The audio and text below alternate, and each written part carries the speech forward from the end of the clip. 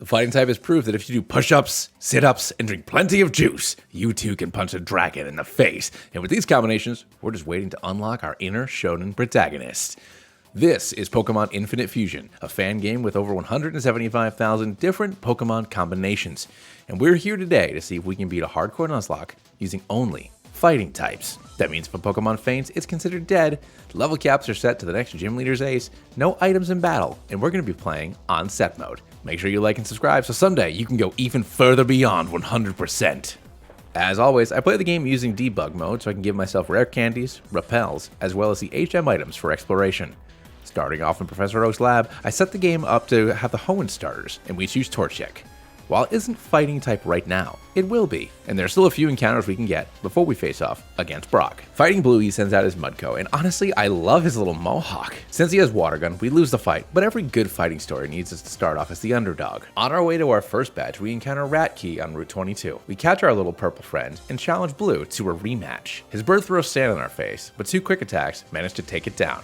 After missing a few attacks, Mudco gets us low enough to activate our berry, but his starter goes down once we manage to land 2 quick attacks. Looks like my training is finally starting to pay off. Before our first badge, we can get 2 more encounters. First, we catch a Shroomish in Viridian Forest, who will be a fighting type after our second badge. And in Pewter City, we can trade a second Mankey to this youngster for a Tyrogue. We fuse Tyrogue with Nidoran for Ninorogue, and his little buck teeth are adorable, and I love the pants. Brock removes his shirt to show off how hard his body is. After powering up, he sends in GOG. After taking some damage from Rock Tomb, we take him down in 2 chops. Dignix comes out second, and we miss our first attack because of Dig. Knowing he is sturdy and that he's faster than us, I use Bulk Up twice so we can take another couple hits from this big guy before landing a Karate Chop, followed by a quick attack to take it down, earning us the ability to throw rocks. Before we work our way over to Mount Moon, I remember you can encounter a Poliwag on Route 2 on the Pewter side. While fighting the trainers on Route 3, our Torchic evolves into a Combuskin, giving us another friend. Nurse Joy is helping this Geodude work on his arms. Brock comes over to help spot the guy, and we make our way through Mount Moon. As we fight our way through Mount Moon, we fuse our Combuskin with a Fletchling, and then evolve it into a Fletchbuskin. And this is a really cool sprite, I love him. Next, our Ninorogue evolves into a Ninorogue. Finally, we refuse our Mankey with a Geodude and get ourselves a Man-Dude. It turns out Team Rocket is in Mount Moon harvesting Moonstones for their Super Fusion Machine. We battle this nerd and they leave all their heavy equipment around because they aren't swole enough to carry it. Before we take on Blue on Nugget Bridge, we get to level 20 and our Ninorogue evolves into a Nidolee. Blue walks dramatically onto the bridge, a light breeze, swirling dirt, and small blades of grass. He points at us and smirks. His evolved Neodo comes out to match our Man-Dude, but after slamming him with a handful of rocks, his first Pokemon goes down. His own fighting type comes in to match up against our dude, and we swap into Fletchbuskin, burning it with our flaming body. After taking a weakened Hyper Fang, a Peck forces him to pull back. Mudvile is hilarious, and we swap into Nidolee, taking him out in 1 jump kick, and 1 more attack KOs this nerd, securing us the win. On Route 24, we encounter a Bunnery, which normally wouldn't be fighting type, but just give me a minute or so. For some reason, we bust through this guy's back wall, he drops his Placer onto himself and fuses with a Rhydon. We help him unfuse and he gives us some tickets to his party, so we'll leave him alone to his experiments. Before our next gym battle, we catch another Bunnery, evolving them both. And when you fuse 2 of the same Pokemon together, you normally get their Mega or Dynamax sprite, but the difference with Lopunny is it actually changes their type to their Mega type as well, gaining ourselves another fighter. Next thing we do is fuse our Mankey with Ivysaur, and I love this guy. He's like a Norse troll. Misty draws in her power from the sea, raising her power level as we battle for the Cascade Badge and learn how to confuse our foes. Jigglypuff manages to hold on from a Razor Leaf, but after healing up and failing to get the confusion, we take it down in 2 more. Oddyu comes out, it gets us just below half, but 3 Razor Leafs are enough to take it out, and we learn how to bend water to dazzle and confuse our opponents. Nidolee evolves into a larger Nidolee, and then we reverse fusion in order to get ourselves a ground Pokemon for Surge, becoming the monstrous Hitmonchan. On the SSN, Blue crashes through a random wall nearby to show us he's stronger than we are. Hitmonchan brings Neodo down into potion range while taking a hit from the bird, but after healing back up after another Rock Tomb, a Peck can take him down. This nerd grew a gem on his head, so we swap into our Goblin. And after a decent attack, we go Goblin mode on him for the Yoko. Mancake smacks us with Assurance for minimal damage as we set up the seeds and sleep. Getting knocked into KO range with a Seismic Toss, a Razor Leaf brings him into the red, and a Seed finishes him off. His starter comes out using Bind. We do about 50% with a Razor Leaf. Needing to swap into someone who can take the hit, we send in Lopunny, who gets smashed into the red. Hitmonchan comes in to fake Marshvale out and delivers the final blow, ending the battle. Rubbing the captain's back makes our Seed Sprout, and we fused him with a Pidgeotto for this awesome Pidgeloom. Next, we fuse Mankey with a Magikarp for this hilarious result. Our Pallywag grows up, and we fuse him with our Ivysaur, and look at this Frog King. After this training montage, a Magikarp glows up to a Garaki. Lieutenant Surge challenges us to an arm wrestling match. We win, and he accepts our battle for the Thunder Badge and the ability to paralyze our foes. Volpe gets faked out, and I switch into Ivy Wrath predicting a water move, but he just ends up setting up a light screen, so a flurry of leaves takes him down. Pikalit tosses some sand around, but it isn't enough to save him. We do, however, miss Rybuzz once before landing a hit on him and tossing some seeds down. He continues to heal up and raise his evasion, but since we got the Leech Seed in, we kind of just let it do the work. We managed to land a few hits, but eventually we take the big guy down, learning how to disable our foes' movements. Well, looks like Garaki evolved into me. In Rock Tunnel, we find ourselves a Machop as our next encounter, and Ivy Wrath evolves into Venorath. We got a text from Blue to head to Pokemon Tower. We find him there, shirtless, telling us to get comfortable in our new home, which is not only rude, but incredibly insensitive as he throws out his newly evolved bird. Hitmonchan fakes him out and gets him down to like nothing with a Rock Tomb before getting swapped out into Garape. After the heal, an Ice Fang brings down this big bird. Marshvale comes out next and we swap into Pidgeloom as he goes for a bite again. We waste a couple turns on stuff we know won't hit, but 2 Technician boosted hits are enough for the KO. Starburst next and we pop in Venorath, and Razor Leaf is enough to get the KO in 1, leaving just his unfused Gyarados. And with the power of friendship, our Lopunny takes it down with 2 returns. After the battle, we see Mr. Fuji just like whipping the butt of like so many Team Rocket guys, but unfortunately they end up overwhelming him, taking him to the top of the tower, because he knows something they want. Blue says there's no way for us to follow him up Pokemon Tower without special equipment to let us see ghosts, so we leave to try to find some. On our way to Celadon, we fuse our Breloom with Houndoom, and this is, an interesting look. Next, we fuse an Arcanine with our Combuskin, and this guy is the floofiest birdie I've ever done seen. Outside of her gym, Erica is training her sense of smell. We tell her about this strong old guy that we saw fighting off Team Rocket, and she tells us she knows where we can get some ghost goggles, and brings us into the Rocket base right below her gym. I don't know why she's so cool with having an evil organization's secret hideout under her house, but like, whatever, let's rock. We fight our way through the base and find Giovanni, the leader of Team Rocket, and we power up and charge in. Arnix lowers our bird, dog, mushroom, things defenses, so we swap into the king and take him down after a drill run. Honkon comes out next, and I hate this thing. We swap into Houndloom, taking a big hit from Chip Away, and I forgot that I swapped to X4 by mistake, but honestly it saves my life here, because after a bite, he goes down. Ryros is apparently ground, so after a Thunder Punch fails to hit, the big guy falls asleep, and after some punches, we take him out. As a reward, we grab our ghost goggles. This gym is great, it's full of sexy women. Once we make our way to the most beautiful and strongest woman in the room, Erica, we battle for our 4th technique. Execuduo barely holds on from a Fire Fang, so in the next turn we use Extreme Speed to make sure we won't activate another potion, taking it down on the 2nd hit. Tanape throws us around the entire planet, but we take him down with the same 1-2 combo. Victory Bell dodges our first attack and does massive damage with a Solar Beam, but we fight through and manage to land the final blow, and we're the victor, and as a reward, Erica teaches us how to absorb sunlight to empower our attacks. After the battle, our fluffy chicken evolves into the ultimate warrior. With our new shades, we fight our way up Pokemon Tower to the ghost of Cubone's mother. Which Cubone? Doesn't matter, we beat it up and save Mr. Fuji, who was forced to teach Team Rocket his ultimate Pokemon sealing technique. He, however, just teaches us how to play the flute, so we leave the tower slightly defeated. On Route 12, we play our flute tune to a sleeping bear, and he does not appreciate it. We head to Fuchsia and challenge Koga. He gets very offended, thinking we're trying to hit on his daughter, and he sends out his first Pokemon. A Drill Run does great damage against Venomer, with the second one scoring the KO. Magnafin comes in second, and we kick it super hard, sending it all the way to Hiffle. Beether assaults us with a flurry of needles. A Rock Tomb does big damage as he switches into Canuck. Canuck starts off by using Double Team, but we manage to get off 2 Drill Runs, and a final Rock Tomb on Beethard earns us Toxic. Team Rocket has taken over Saffron City and made Silphco their base. Blue has been here waiting for us because he knows we'd come and try to save everyone, and he's here to show us how much stronger he's gotten. Nidojot is fully evolved and we send him Venerath. For some reason I stay in, taking massive damage, but then I switch into Hitmonchan, where after thrashing around does some big damage we have to swap out. With Tauros on the field, we need to switch out, sending in Garrett. And after a few trades back and forth, the big bull goes down. We send in Venerath against Electados, 3 Leaf Flurries take him out, and he heals us back up with Hydro Pump. Thanks, man. Dabra gets taken out of 1, and Marshvale out of nowhere scores a huge hit with a takedown, and we lose our first teammate of the run. Venerath, you'll always be the king of the frogs. I send in Arcanon to get in the Intimidate. He uses Detect twice, and thankfully misses a Muddy Water, and 2 Blaze Kicks finish off the battle, avenging our fallen friend. Blue agrees to help us save the Sylph employees. We both take on Giovanni in a double battle. We both score big hits, and after some trades, we take out his first Pokemon with a Thrash, as Garrett gets sent into the deep red. Nidojot scores another KO as well. Swapping in Houndoom, we take some decent damage, knock out Genkan with a fake attack, but an Earth Power leaves us in the red. Another Earth Power hits Hitmonchan for big damage, but with the power of teamwork and friendship, we defeat the Rocket Boss together.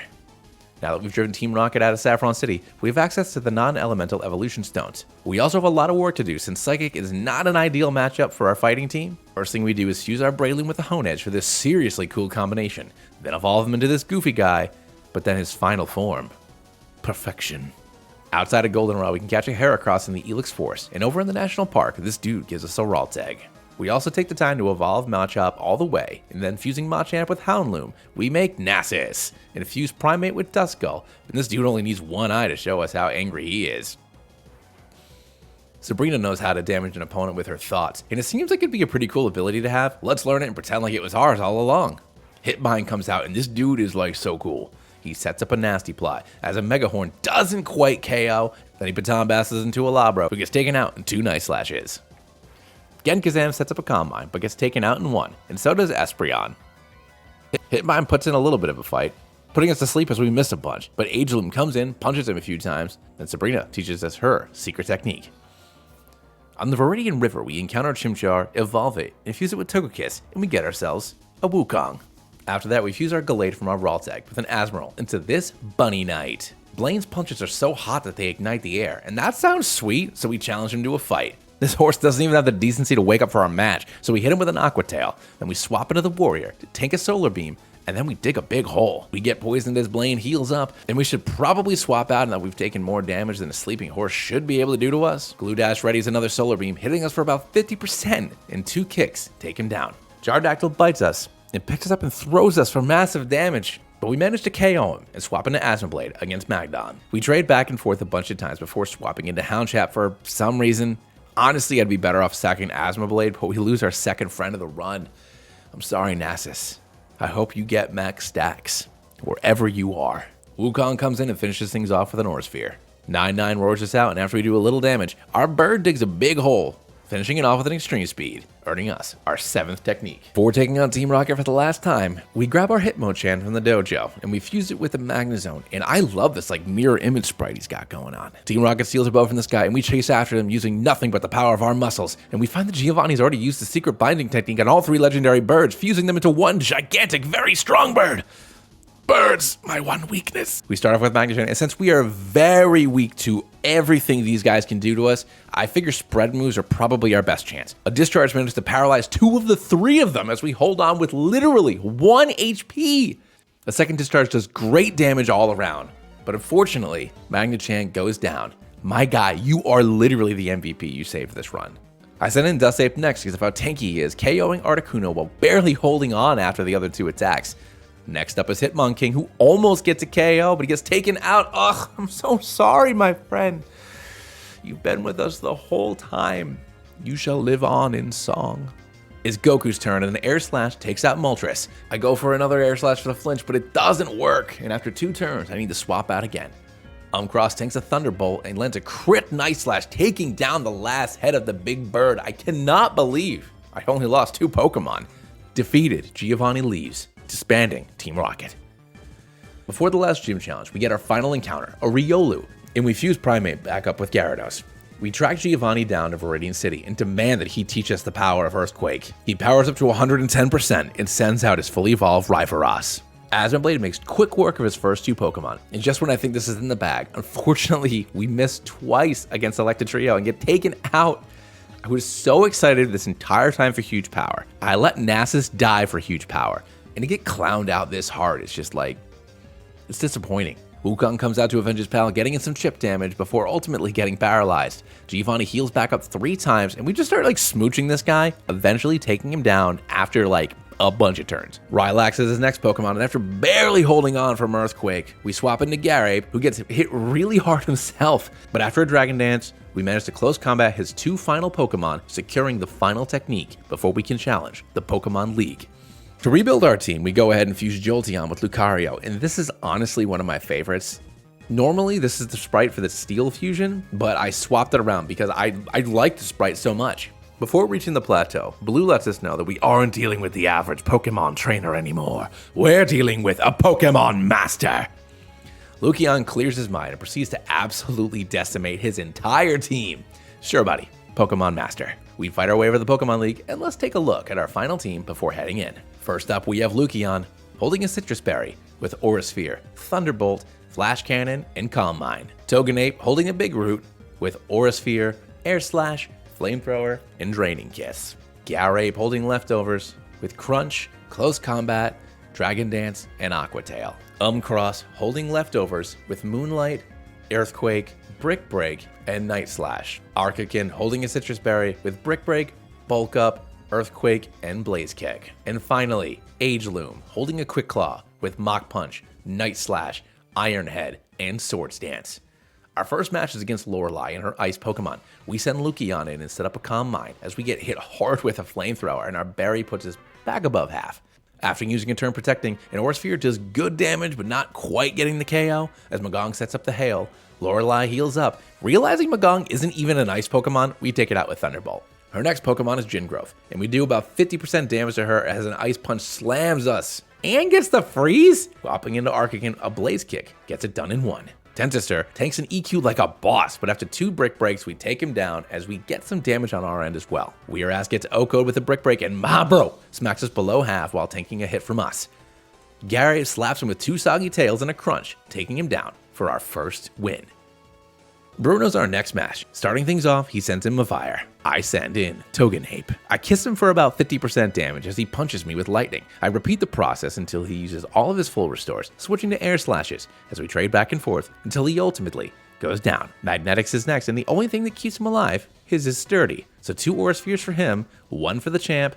Marochan sets up a double team, but lucky for me, I can't miss. Cycross is this final Pokemon who also barely takes 2 hits. Is this the best fighter that the Elite Four has to offer? Agatha specializes in ghost types. Neat. Cross slashes her bat a few times, getting her to use both her potions, eventually going down. Well, Woodguard knows it's not lasting long, so it sets up a curse to cut down my HP before we take it down in 1. Gendoom is no match for my Beetle Fox, but now we're below half, so I switch into Lucian, who gets hit well below half, so I switch into Ageloom, setting up a Swords Dance. Snorgar curses me, and this is a real close call, getting down to 2 HP before taking it out. Umtur is her final Pokemon, so I swatch Umcross back in. After taking a few Dark Pulses and Nightshades, we managed to take it down with a series of slashes. 3 down, 1 to go. Lance is our final opponent. He's a Dragon Trainer, and I've always wanted to punch a dragon. Lucian sets up 2 Calm Minds as Dragados sets up the rain, nails us with an Outrage. We risk it for the content though, and Dragados as well as Toganite go down in 1. We try going for a Flash Cannon on Pteranodactyl, but this is where I find out that Aerodactyl is faster than Jolteon. And this is our first loss of the league. I'm sorry, Luca, you did your best. After using both full restores, we managed to take him down with Garape. Pori draws next, and after setting up a Dragon Dance and taking a few Dry Attacks, we take it down in 2 attacks, and then Typhon Air in 1, KOing it and defeating Lance. Oh, hello there, Soap. As you can see, I've become the Pokemon League champion. Do you know what that means? It means that I've finally ascended. You aren't dealing with the average trainer anymore. You are dealing with a Pokemon Master! Needlejog goes for a Swords Dance, and we go for a Dragon Dance. And Aqua Tail doesn't quite do enough to KO, and we take a huge hit from Wing Attack. After healing back up, a Crunch takes him to half, and we follow up with another Aqua Tail to avoid him using another potion. Swarmtile's up next, and I'm not sure if this thing is ground or water. I send an Age Loom to set up a sword stance, and he just starts spamming Leaf Stone, constantly lowering your special attack. After an Iron Head and a Night Slash, he uses both of his full restores. After taking a devastating hit from Hammer Arm, a few Mach Punches take down this giant. Speaking of giant, here's this guy. A Mach Punch does about 60%, but it isn't enough, and a Fire Blast KOs our Mushroom Samurai. Gyro kills a big guy with an Aqua Tail, and this weird bull comes out and has the audacity to crit KO us. The Prince of all Apes, my first encounter. You'll pay for this. Arca King comes out to avenge the death of his longest friend, and a Blaze Kick burns him. So we tank a few headbutts, eventually whittling him down. Cross faces up against Starkazam. After setting up Reflect, it isn't enough as a Night Slash OHKOs. And Earthquake does okay damage to Electados as we tank 2 Waterfalls. We keep on alternating between Moonlight and Earthquake until we take down the big electric eel and we become the true Pokemon League champions. And that is how I beat a hardcore Nuzlocke of Pokemon Infinite Fusion using only fighting types. If you've made it this far in the video, please leave a like and consider subscribing. I've been trying to put a new playthrough video up every week. So leave some suggestions on what you want to see down below, and I'll see if I can fit it into the schedule. But anyways, thanks for watching. I'll catch you in the next one. See ya.